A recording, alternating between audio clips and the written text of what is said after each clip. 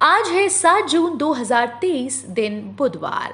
Welcome back to Clean News MP. चलिए देखते हैं मध्य प्रदेश की 25 फटाफट बड़ी खबरों को।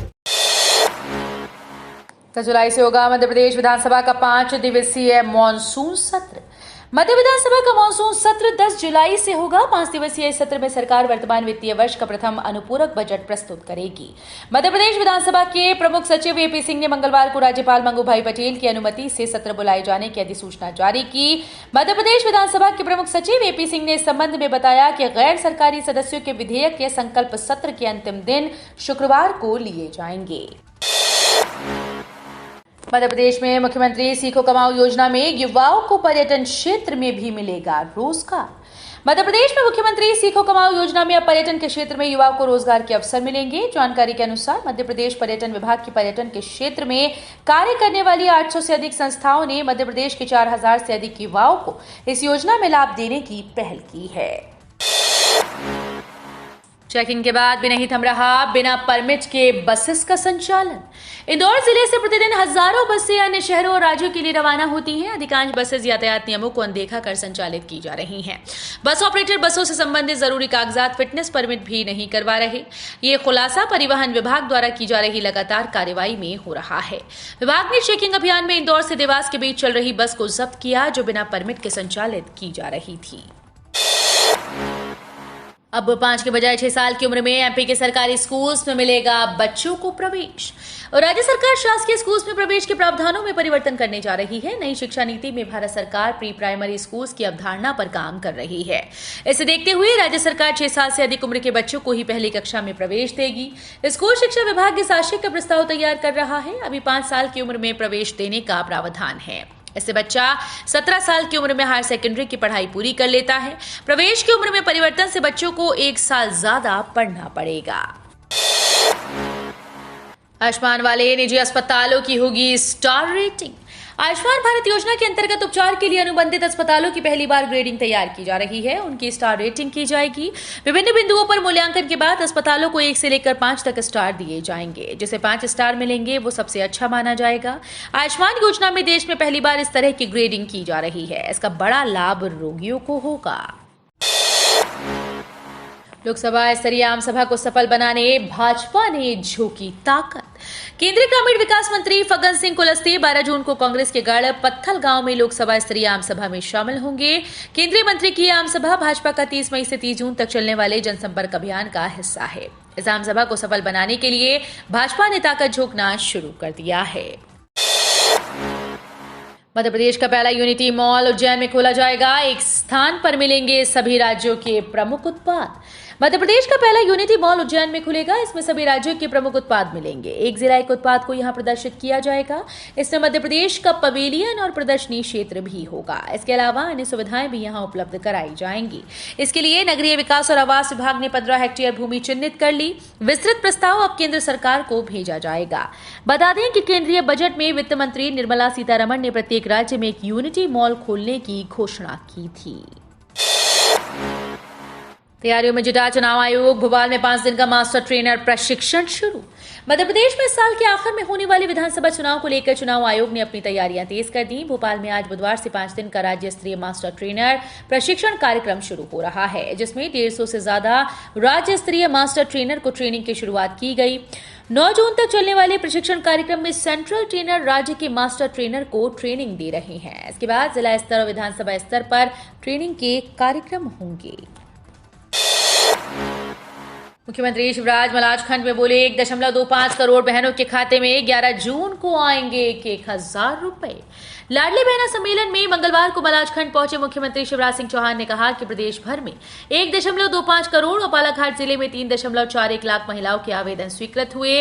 8 जून से विधिक कार्यक्रम होंगे। इसमें 8 को प्रदेश भर में ग्राम सभाएं होंगी। 9 को उत्सव होगा और 10 जून को शाम 5 से 6 बजे के बीच स्थानीय कार्यक्रम। 10 जून को शाम 6 बजे के बाद सिंगल क्लिक के माध्यम से पात्र महिलाओं के बैंक खाते में 1,000 रुपए की राशि डालूंगा।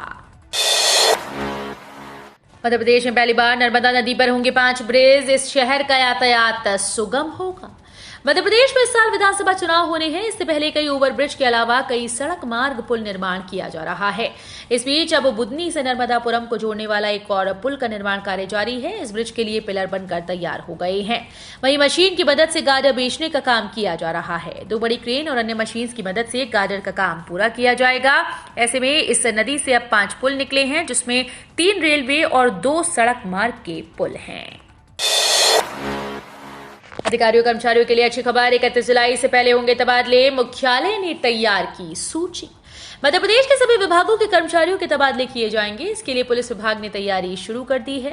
विभाग में तबादलों की सूची तैयार कर ली गई। 31 जुलाई से पहले तबादले करने के निर्देश दिए गए हैं। सामान्य प्रशासन विभाग के द्वारा तबादले की सूची जारी की जाएगी, जिसमें कलेक्टर, अतिरिक्त संयुक्त और उप कलेक्टर के साथ ही अनुविभागीय अधिकारी, तहसीलदार और नायब तहसीलदार के नाम भी शामिल होंगे।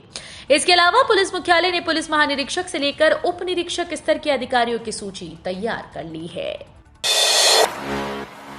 चुनावी वर्ष में फिर शुरू हुआ पत्थरगड़ी आंदोलन।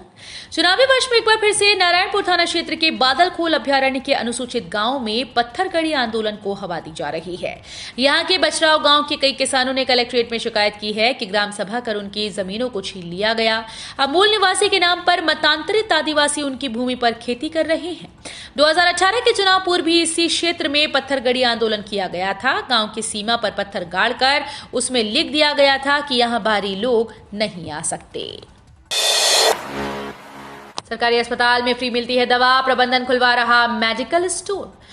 गजरा राजा मेडिकल कॉलेज का गजब कारनामा सामने आ रहा है। जय आरोग्य अस्पताल में मरीजों को 375 तरह की दवाएं सरकार मुफ्त दे रही है।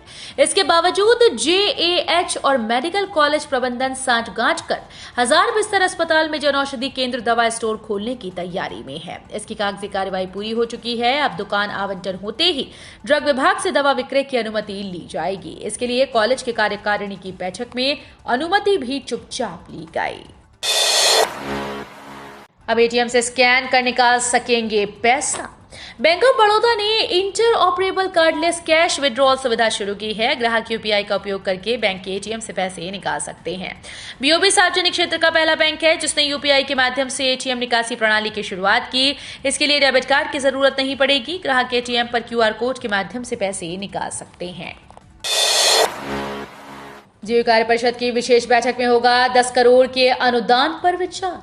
लगभग 1 महीने के बाद जीवाजी विश्वविद्यालय में कल कार्य परिषद की बैठक आयोजित हुई। इस बैठक का मूलभूत एजेंडा शासन द्वारा मांगे गए 10 करोड़ रुपए की राशि पर विचार विमर्श कर अनुमोदन देना था। दोपहर 12:30 पर जीवाजी विश्वविद्यालय परिसर में ही कार्य परिषद की इस विशेष बैठक का आयोजन किया गया।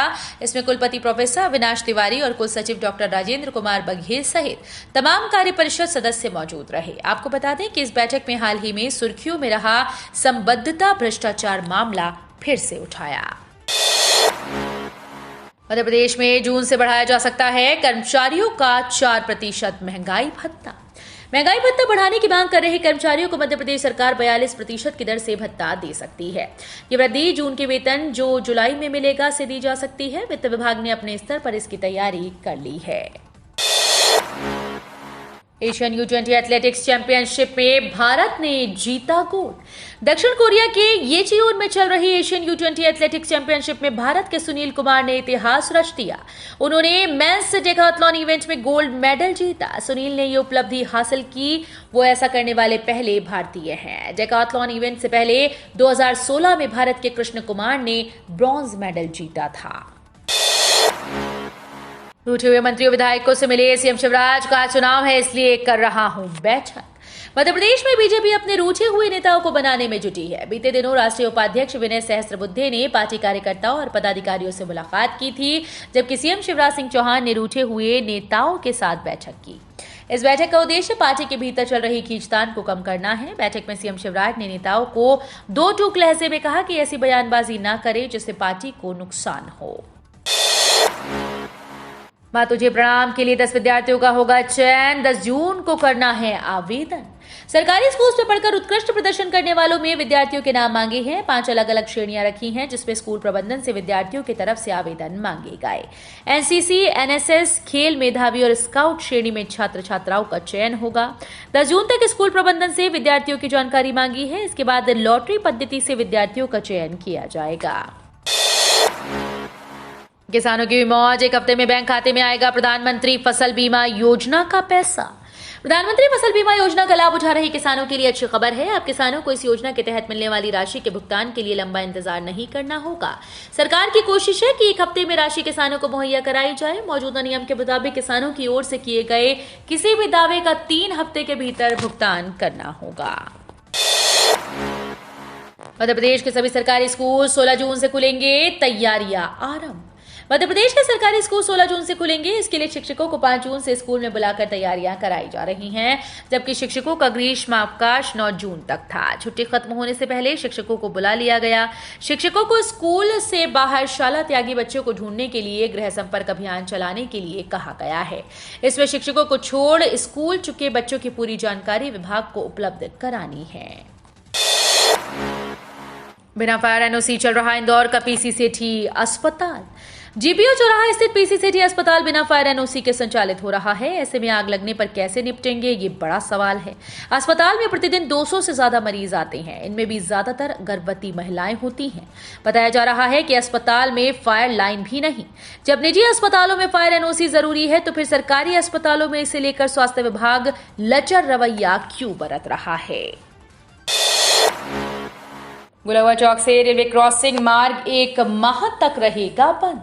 सड़क पर पुलिया निर्माण कार्य के चलते गुलवा में रहने वाले नागरिकों को आवागमन में परेशानी उठानी पड़ सकती है, क्योंकि निर्माण कार्य में किसी तरह का व्यवधान न आए, इसके लिए गुलवा चौक से रेलवे क्रॉसिंग आवागमन 1 माह के लिए बंद रहेगा।